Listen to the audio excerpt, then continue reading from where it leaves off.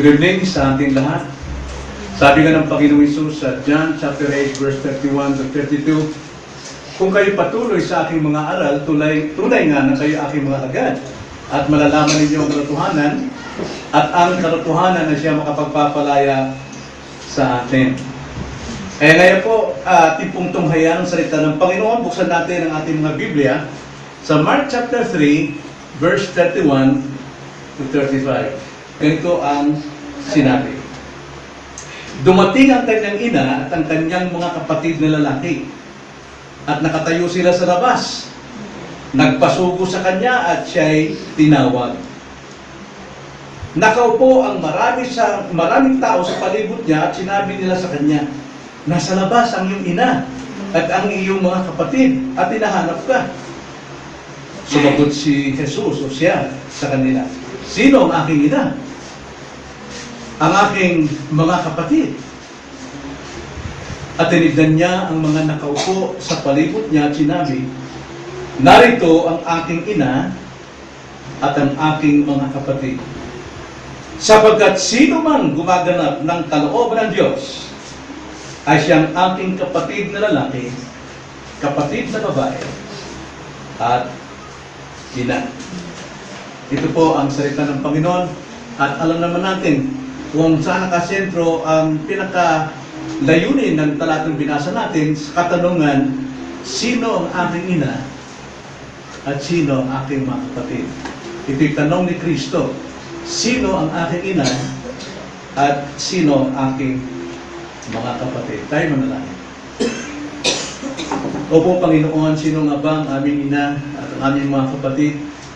Sa ngayon po sa katanungan ng aming Panginoon sa Kristo, nais namin makita ang mga katotohanan sa katanungan ito na nagmula sa mga labi ng Panginoon upang makita namin ang kahulugan nito sa aming pong mga buhay. Bigyan niyo kami ng katalinuhan, dalangin namin ng iyong Espiritu na siyang magbigay sa amin ng liwanag ng kaunawaan upang ang aming pong pansariling kaunawaan at paniniwala ay hindi po maghari kundi magpailalim sa katuruan ng iyong salita. Ang salita ninyo ay Espiritu at ito'y maunawaan lamang sa paraang espiritual. So, aming dalangin sa pangalan ng Panginoong Hesus. Amen. Sino ang aking ina at sino ang aking mga kapatid? Ito yung tanong ng Panginoon. Now, bakit nagtatanong si Jesus ng ganito? Bakit tila questionably niyang sinagot ang mga lumapit sa kanya na nagbalita, yung nanay mo at mga kapatid mo ay nariyan sa labas at hinahanap ka? At ang sagot ng Panginoon, sino ang aking ina at sino ang aking kapatid? Ang katanungan ba ito ay isang palatandaan na si Jesus ay nakalimot kung sino ang kanyang pamilya, kung sino ang kanyang ina at sino ang kanyang mga kapatid? Itinatanggi ba niya na siya ay walang ina at walang kapatid sa laman? O di kaya siya ay natatakot ilantad ang kanyang mga kamag-anakan? Bakit ganito ang tanong ng Panginoon? Sa ating buhay, nangyari na ba sa atin na minsan itinanggi natin ang ating pamilya? Marahil nangyari sa buhay natin na itinanggi natin ang ating pamilya dahil ayaw natin silang madamay sa ating ginagawang kasamaan. Minsan tinatanggi natin ang ating pamilya dahil hindi tayo napagbigyan o hindi tayo kinampihan sa ating ginawa, kaya itinakwil natin ang ating mga magulang. O di kaya naman, dahil nagtatago ka. Pero si Jesus, tuwiran niyang itinanggi ang kanyang pamilya sa sandaling ito. Ano ba ang nangyari? Bakit niya ginawa ito? Ano ang nais nitong ituro sa atin ngayon, sa ating buhay? Na para maunawaan natin yan, tatlong bagay po ang ating titignan. Ating itong himayin sa tatlong bahagi. Una, alamin natin ang likuran ng pangyayari. Yung mga nangyari. Bakit dumating yung tanong? At ikalawa, ang dahilan ng pagtanggi ni Jesus sa kanyang pamilya. At ikatlo, ang mga diksyon na para naman sa atin. So una, pag maunawaan natin, alamin natin ang likurang pangyayari. Ano ba ang nangyari sa mga nakaraan? Now, dito sa ating binasa, verse 31-32, mayroon ng paunang salita na ang sabi, dumating ang kanyang ina at ang kanyang mga kapatid na lalaki at nakatayo sila sa labas, nagpasubo sa kanya at siya'y tinawag. Nakaupo ang maraming tao sa palibot ni Jesus at sinabi nila sa kanya, nasa labas ang iyong ina at ang iyong mga kapatid at hinahanap ka.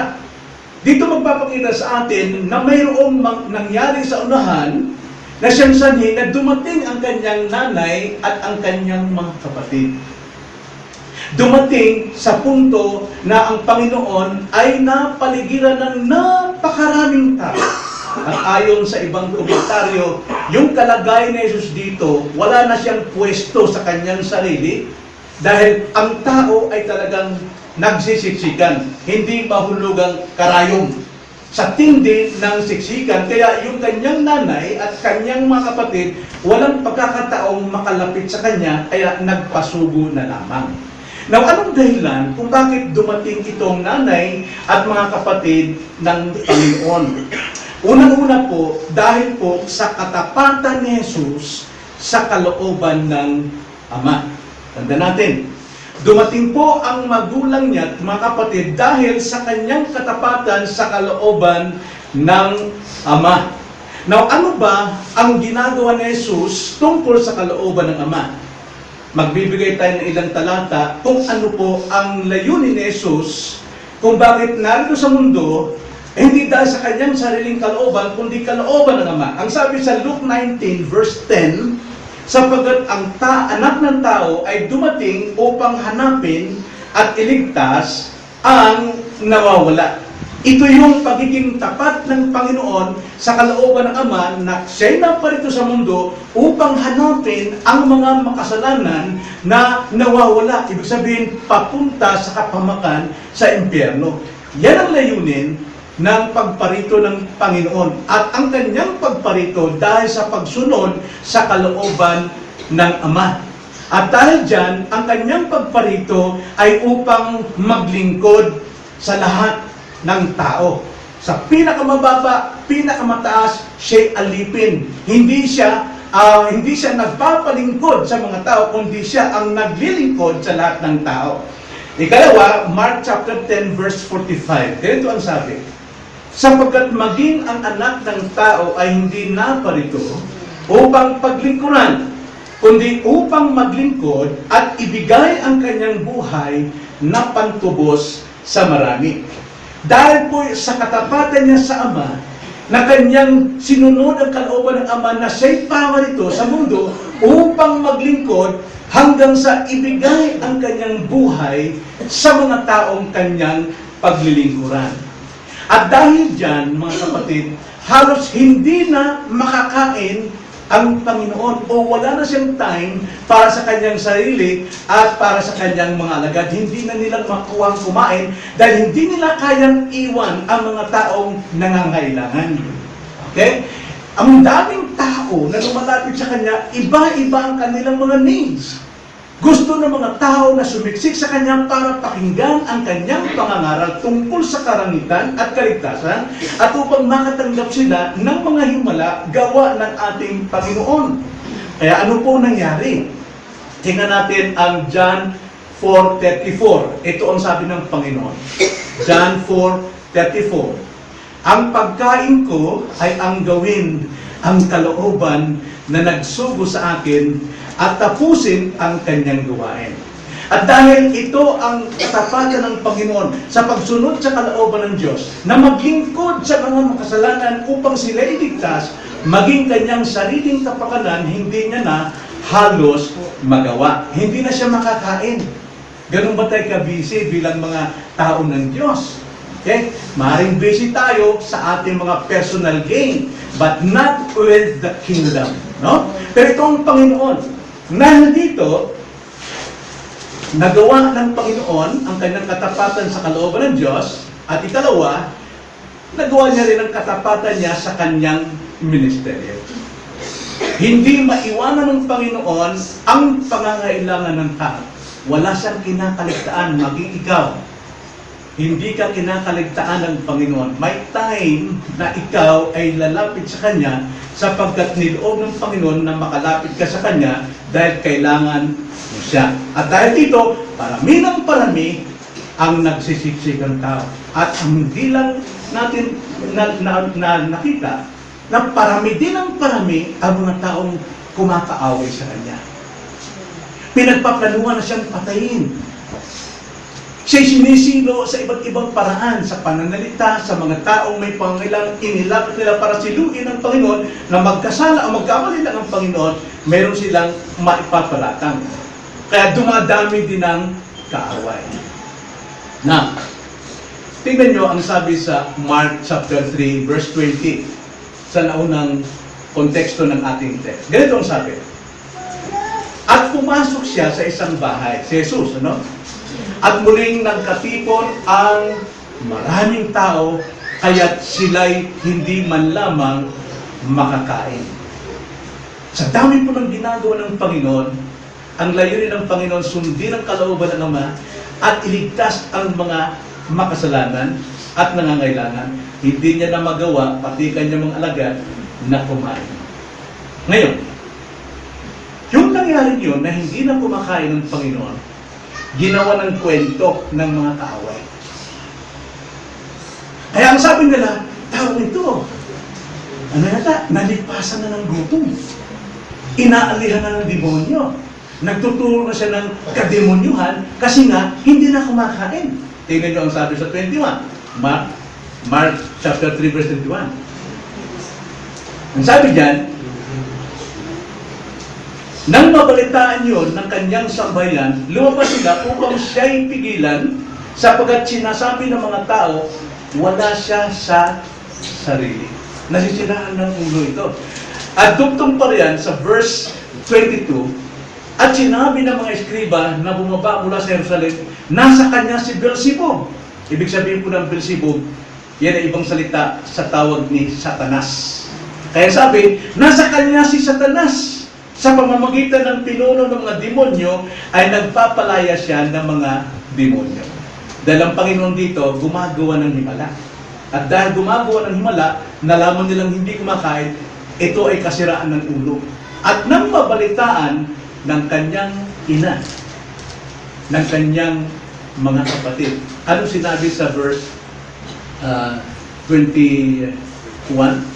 Nang mabalitaan iyon ng kanyang sambayan, lumabas sila upang siya'y pigilan sapagkat sinasabi ng mga tao, wala siya sa sarili. Yun po ang pangyayari. Bakit nandyan dumating ang kanyang nanay at mga kapatid na nasa labas, dahil hindi makapasok sa loob, para tawagin si Jesus upang tigilan na ang kanyang ginagawa. Para tigilan ang ginagawa ng Panginoon. Ano yung ginawa ng Panginoon? Katapatan sa Ama para sundin ang kanyang kalooban. Katapatan sa paghahanap sa mga makasalanan tulad natin upang iligtas.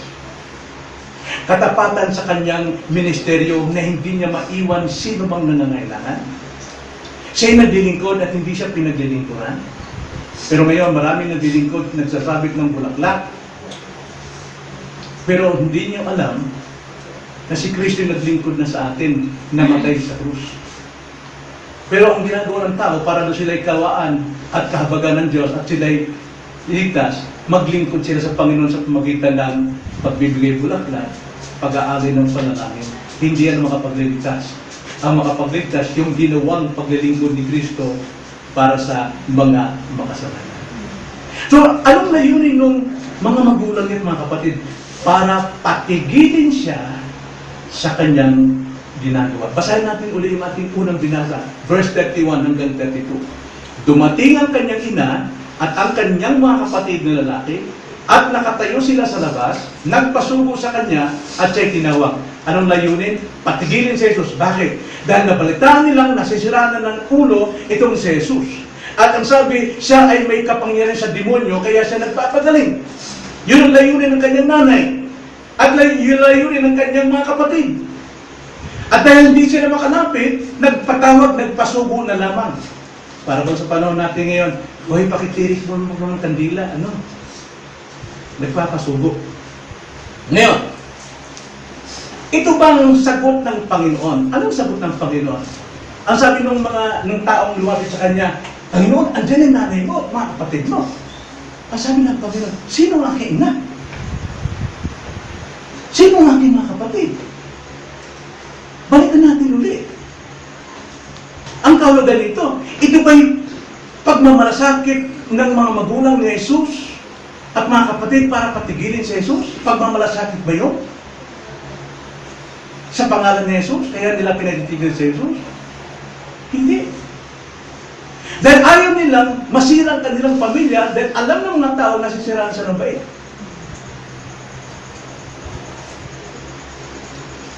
Ayaw nilang mapahiya ang kanilang pangalan, si Maria. At sila nasa labas. Now, yun po ang likurang pangyayari. Ikalawa, alam natin ang dahilan ng pagtanggi ng Panginoong Jesus. Yung bang pagtanggi ng Panginoong Jesus dito ay kawalang galang sa kanyang ina at mga kapatid. Basahin natin, 33 hanggang 35. Sumagot siya sa kanila, sino ang aking ina at sino ang aking mga kapatid? At tinignan niya ang lahat ng mga nakaupo doon, lahat ng kanyang mga alagad, ibig sabihin mga listeners, lahat tinignan niya, tinitigan niya, at kanyang itinuro ang kanyang kamay, isa-isa sa kanila. Mababasa natin ito doon sa Lucas, nang sabi niya, narito ang aking ina, at narito ang aking mga kapatid. Bakit sinabi ni Jesus yun? Doon sa mga taong nakipagsiksikan, nag-alay ng panahon, pawis at init, para lang mapalapit kay Jesus, sapagkat sabi ni Jesus, sapagkat, sa 35, sino mang gumaganap ng kalooban ng Diyos, ay siyang aking kapatid na lalaki, aking kapatid na babae, at aking ina. Ang dahilan ng pagtanggi ni Jesus, bakit? Yung totoo niyang nanay, totoo niyang mga kapatid, walang pagsisikap na maupo sa kanyang paanan para makinig sa aral na kanyang ituturo. Hindi nila ginaganap ang kalooban ng Ama, kundi ang ginaganap nila ay ang kalooban ng katuruan ng tao. Marami ngayon nagmamahal kay Santo Negro dahil pagmamahal nila sa Repoldo, pero hindi sila nagmamahal sa Diyos.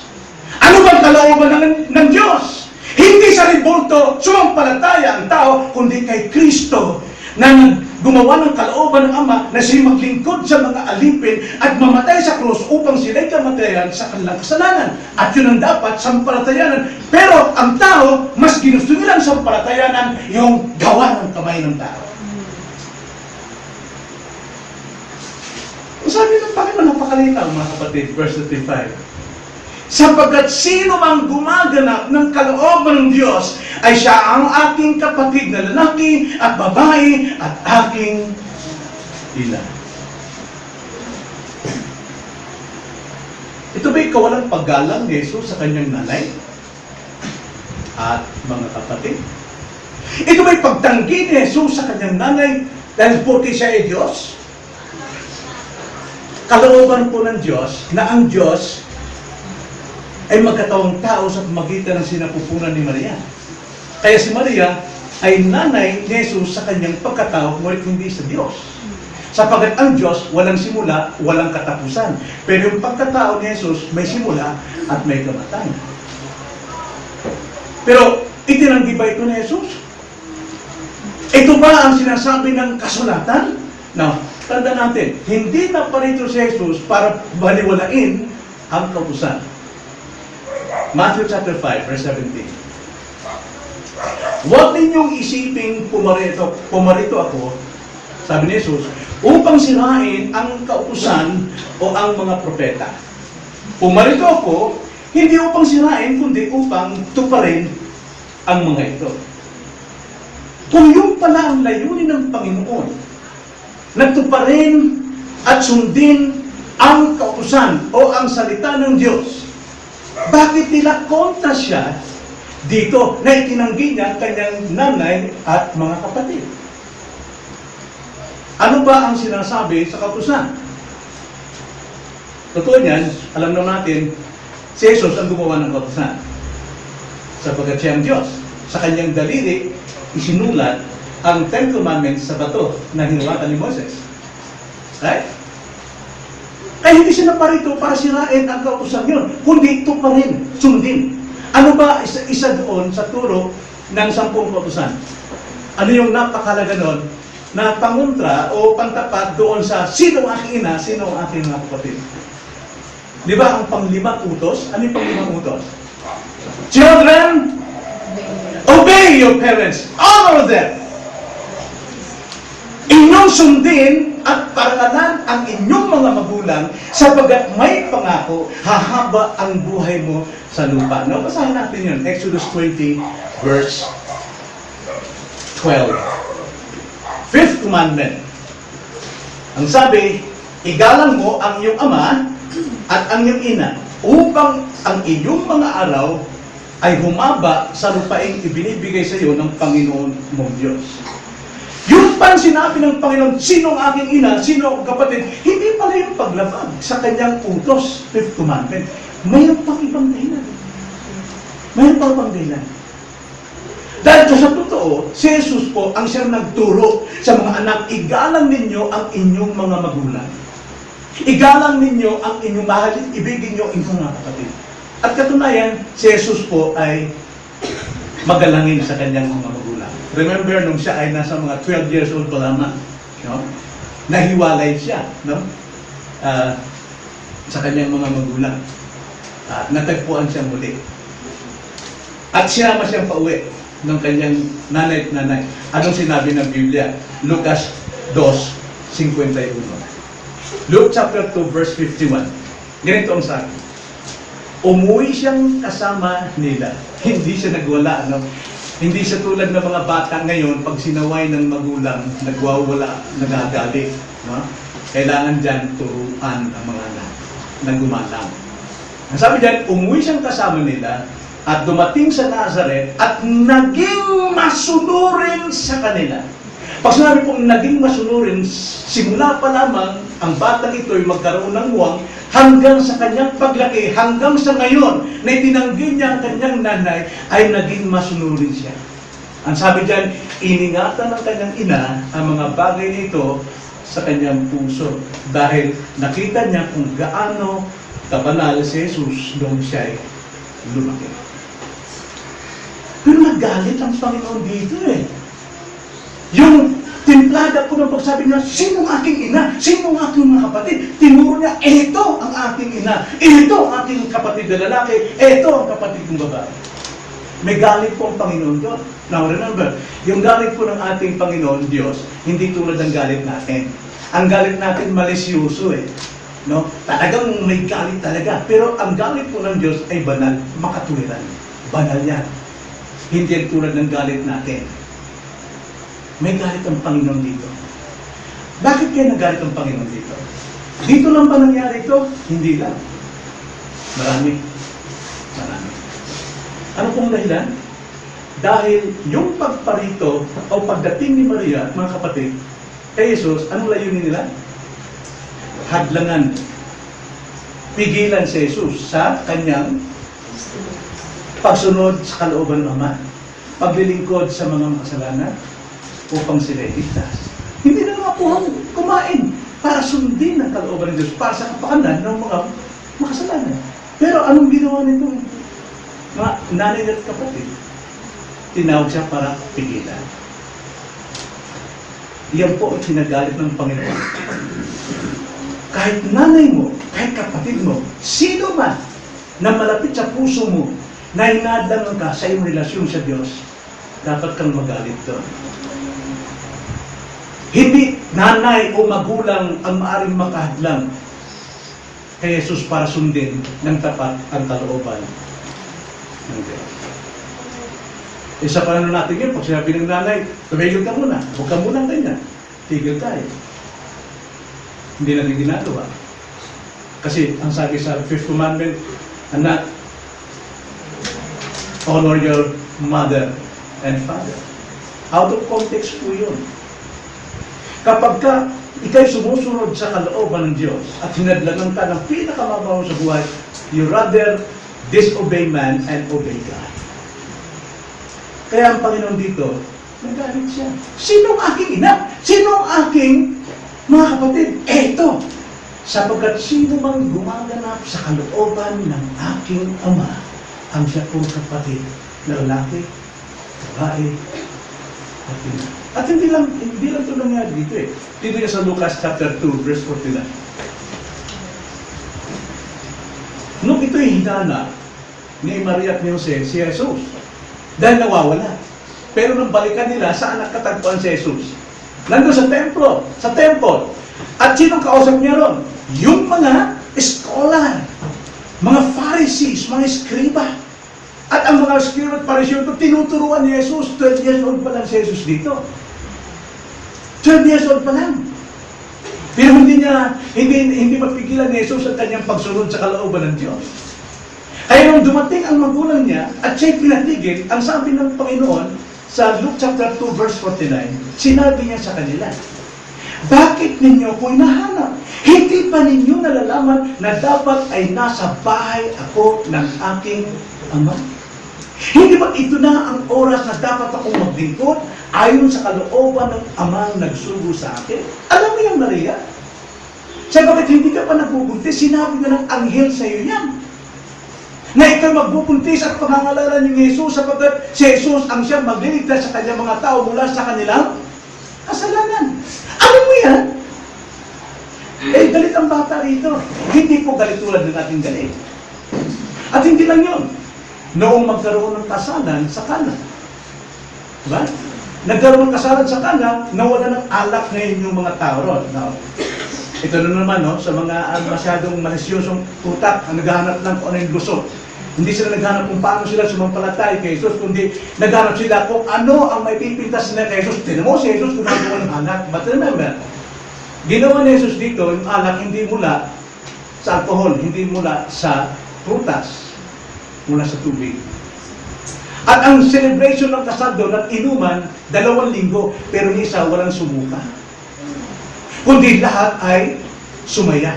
Sapagkat yan ay lumalarawan ng sino mo makatanggap ng bagong espiritu, ng salita ng Diyos, hindi siya mapupunta sa kasalanan, kundi magkakaroon siya ng bagong buhay na saya.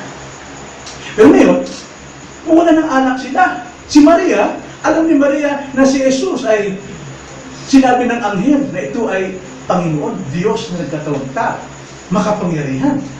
Kaya anong sabi ni Maria? Jesus, wala na silang anak, gumawa ka na ng inuta para makita ka, para makilala ka. Ito lang pagkakataon. 30 years old ka na, di ba? Ito na. Anong sagot ni Jesus? Basahin natin. John chapter 2, verse 3 to 4. John chapter 2, verse 3 to 4. Nang magkulang ng alak, sinabi ng ina ni Jesus sa kanya, wala silang alak. Sinabi ni Jesus sa kanya, babae, anong kinalaman niyon sa akin at sa iyo? Ang aking oras ay hindi pa dumating. Ano nangyari? Anong nilabag ni Maria doon? Pinangunahan niyang kalooban ng Diyos. Kaya sabi ng Panginoon, babae, ibig sabihin, tao, ako'y Diyos. Hindi ito kawalang paggalang, kundi ipinakita ni Jesucristo ang kalagayan nila ng kanyang ina sa laman, tao, at hindi siya Diyos na maaaring mag-utos sa kanya. Ang sinusunod ng Ama ni Jesus Christ ay ang kalooban ng Diyos. Hindi pa panahon eh. Kaya sabi ng Panginoon, ang aking oras ay hindi pa dumating. Nanay niya yun, pinangunahan siya. Kaya mga anak, kung kayo ay naglilingkod sa Diyos at kayo sumusunod sa kalooban ng Diyos, kahit nanay niyo ang magsabi sa inyo na labag sa kalooban ng Diyos, rather obey God than man. sapagkat yun ang kinalulog ng Diyos. Hindi tayo naglilingkod ng Diyos na tao. We're serving a living and true God. So, ano pong sinasabi dito? Ito po ang galit na banal ni Jesus sa gawang paghadlang at pagpigil sa kanyang ministeryo. Hindi ito pagkalimot na nanay niya, kapatid niya, mahal niya. Sapagkat siya mismo nagturo, igalang mahalin ninyo, i-honor ninyo ang inyong parents. At ibigin ang inyong mga kapatid. Hindi ito pagtanggi ni Jesus.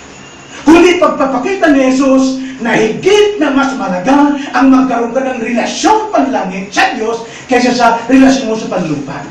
Sapagkat ang relasyon mo sa panlupa, yan ay panlupa lamang. Tingnan nyo sabi sa Matthew 12, verse 48. Matthew 12, verse 48. Tungkol po sa mga anak at mga magulang at mismong kamag-anakan at mismong sarili. Ganito ang sabi ng Panginoon. Ngunit sumagot siya at nagsabi sa kanya, sino ang aking ina? Sino ang aking mga kapatid? Itinuro niya, kamay niya sa kanyang alagad at sinabi, narito ang aking ina at aking mga kapatid. Sapagkat sino ang gumagawa ng kalooban ng aking ama na nasa langit ay siyang aking mga kapatid na lalaki at babae. Na. So ano pong pinapakita rito?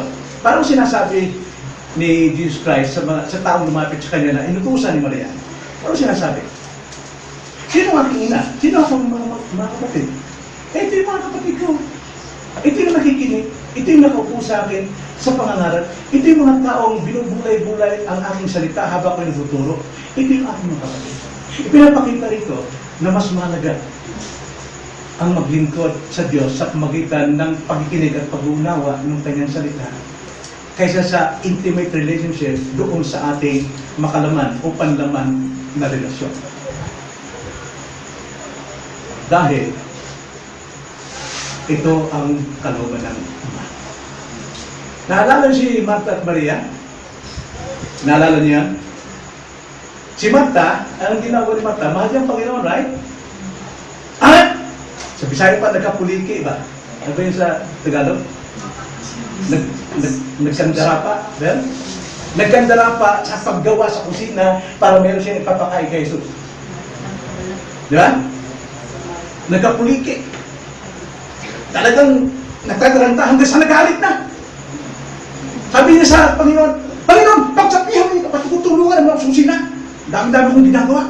Eh, di para sa atin, kakain tayo lahat mamaya. Yan ang ginawa ni Maria, kapatid niya, naupo sa paanan ni Jesus para makinig. Unawain ang salita ni Kristo. Malaman kung anong kanyang magiging kalagayan sa langit. Kaya kung nagalit ni si Martha, pati ang Panginoon pinagalitan na, kinausap siya ng Panginoon. Martha, Martha. Basahin lang natin. Luke 19:41.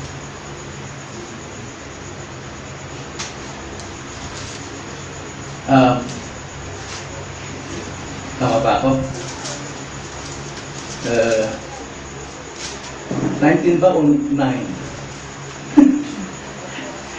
Mali ata ako. Luke 9 ba yun? Pakitulungan na. Mali yung pagkaka-type ko.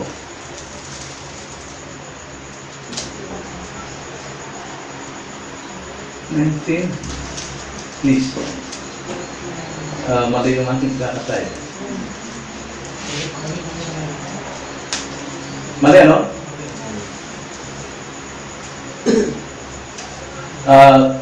Kaya hanapin natin yun.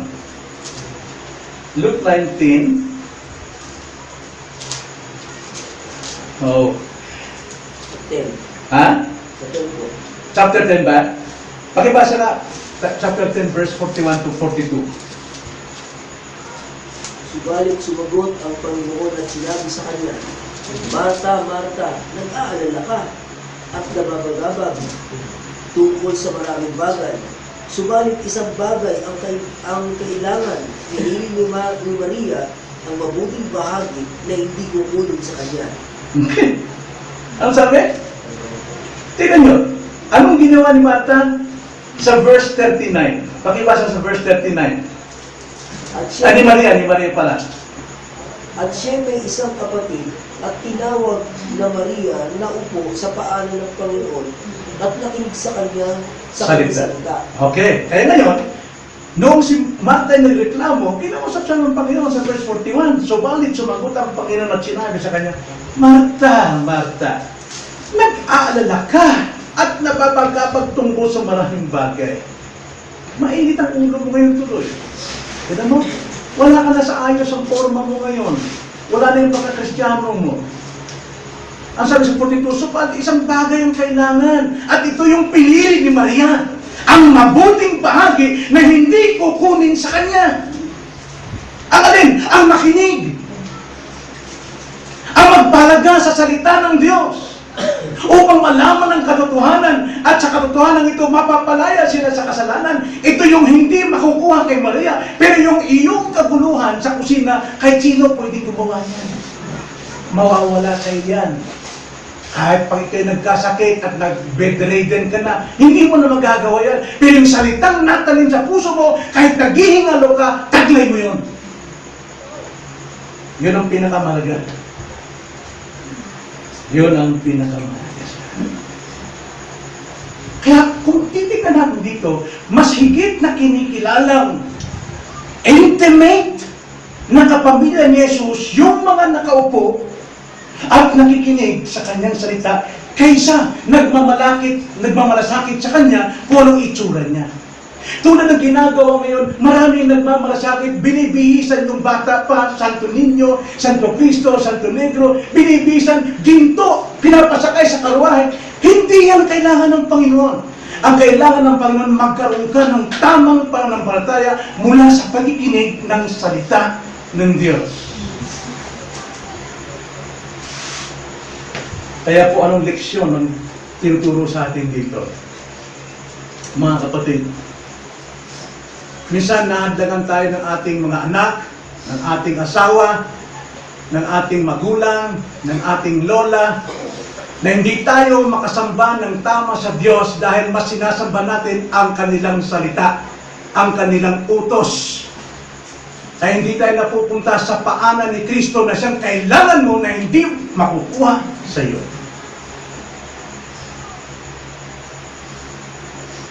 Kaya ang aral dito, kahit ikaw maging kamag-anak mo si Jesus, kahit ikaw ay malapit ang relasyon mo kay Jesus, hindi ito batayan ng pagiging isang pamilya o kaanib ng pamilya ng Diyos. Ibig sabihin, kahit duhod-luhuran mo pa, punasan mo pa ng pabango ang katawan ni Jesus, paglingkuran mo na siya mula pagkabata mo hanggang sa pagtandaan mo, tulad ng ginagawa ni Mother Teresa, na punong-puno siya ng good works sa pagpapakita sa Diyos, hindi yan ang makapagliligtas sa iyo. Ang makapagliligtas sa iyo ay yung pananampalataya mo na si Jesus ay namatay para sa kasalanan mo.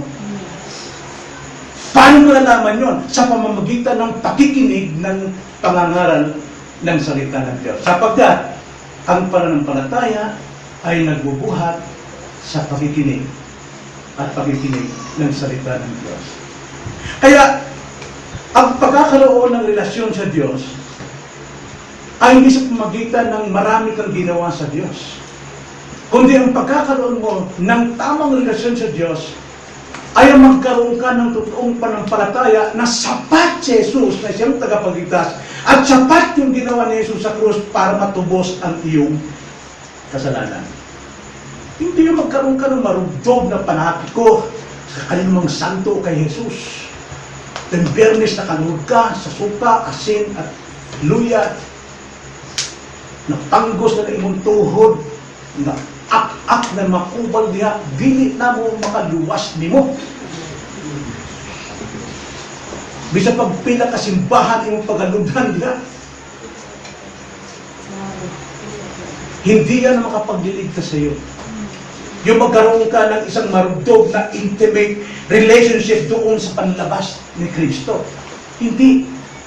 Magkaroon ka lamang ng isang panampalatayang kasing laki ng buto ng mustasa, sapat yun para maligtas ka. Faith! Pananampalataya po. Ang kaligtasan natin ay biyaya. Ito'y matatanggap natin sa pamamagitan ng pananampalataya. Pakibasa na po Ephesians 2, verse 8 hanggang 9. Pakilakas lang ang basa.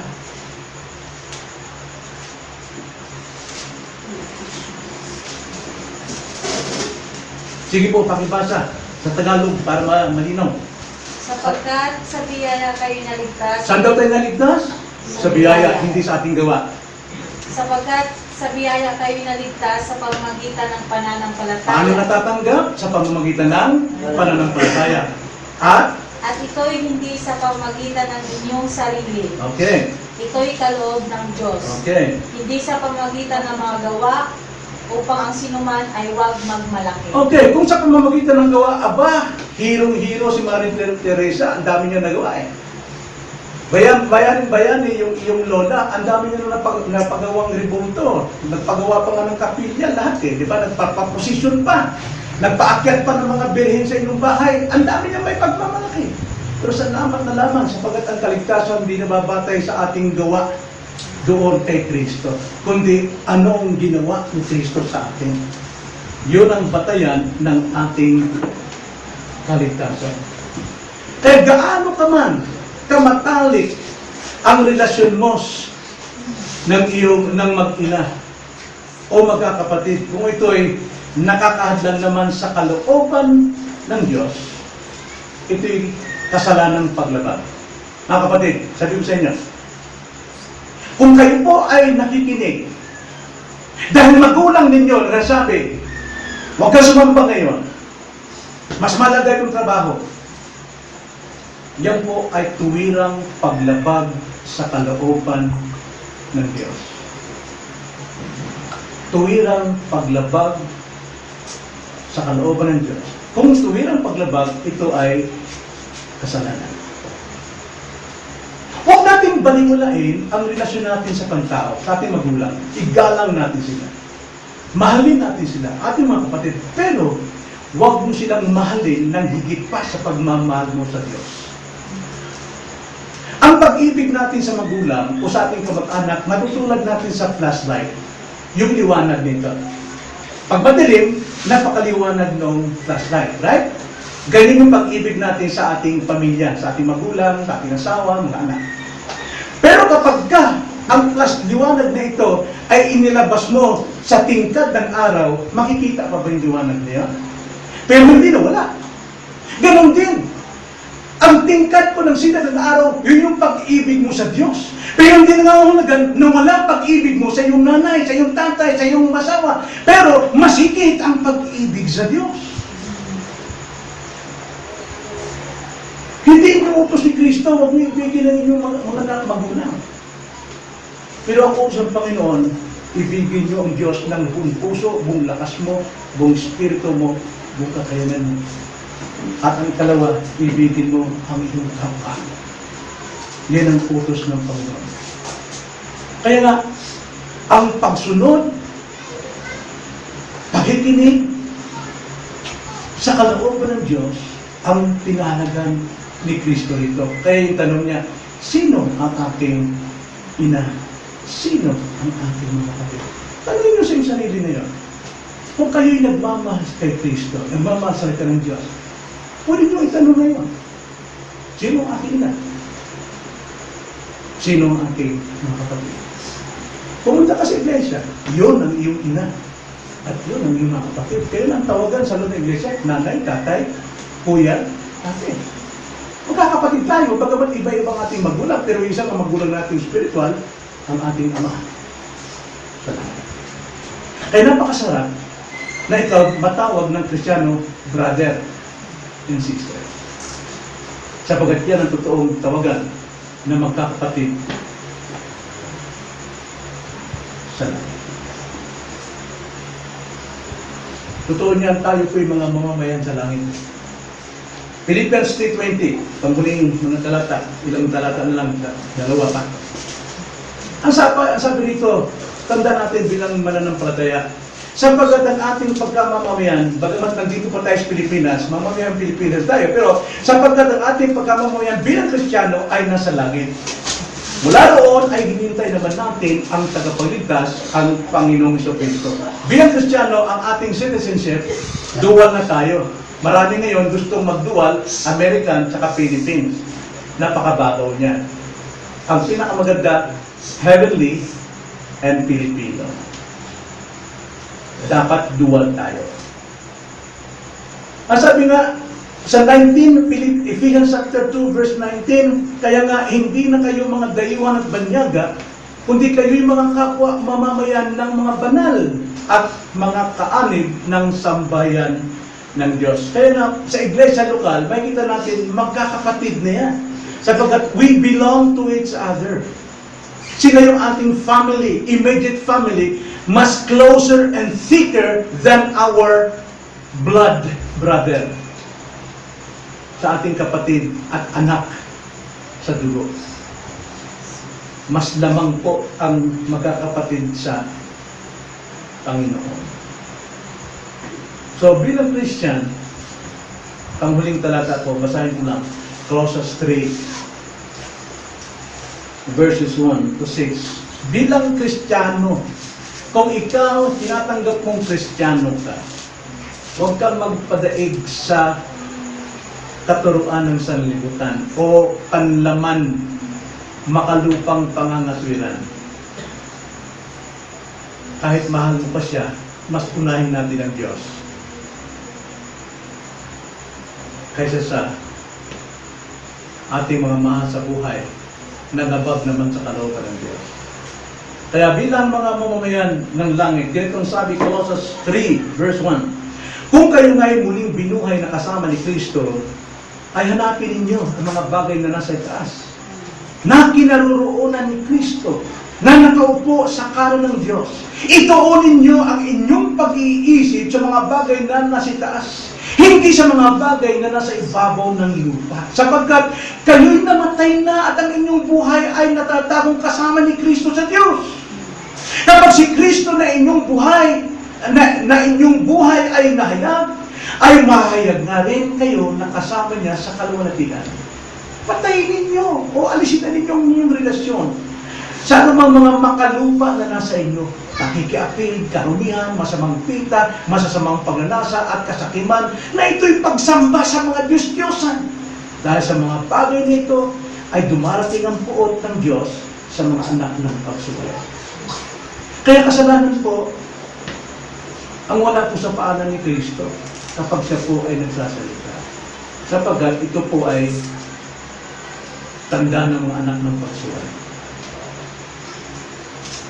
Sana masasagot natin sa ating sarili ngayon, sino ang aking ina at sino ang aking ama. Tayo na lang. Opo Panginoon, ang katanungan ito ay nagtuturo sa amin, naghahang sa amin kung sino po ang dapat namin palagahan. At ano po dapat prioridad ng aming pong buhay. Ang magkaroon kami ng kayamanan sa buong daigdig nito, ngunit na malalayo naman ang aming kaysa isang kaluluwa. Kung mawalan kami ng mga panlupang kayamanan, ngunit aamtinin namin ang panlangit na kayamanan bilang isang mamamayan ng langit. O Panginoon, turuan niyo kami magkaroon ng totoong karunungang panlangit at hindi karunungang panlupa. Upang sa ganon, patuloy ka namin maluwalhati at patuloy namin, Panginoon, naggabayan at aming i-direct ang aming buong kamag-anakan sa tamang daan. Walang iba kundi ang pagsunod kay Kristo at pag-alay ng pananampalataya sa Kanya na siya lamang ang tanging tagapagligtas at makapagliligtas ng aming mga kaluluwa. Kung aming samang dalangin sa pangalan ng Panginoon Jesus.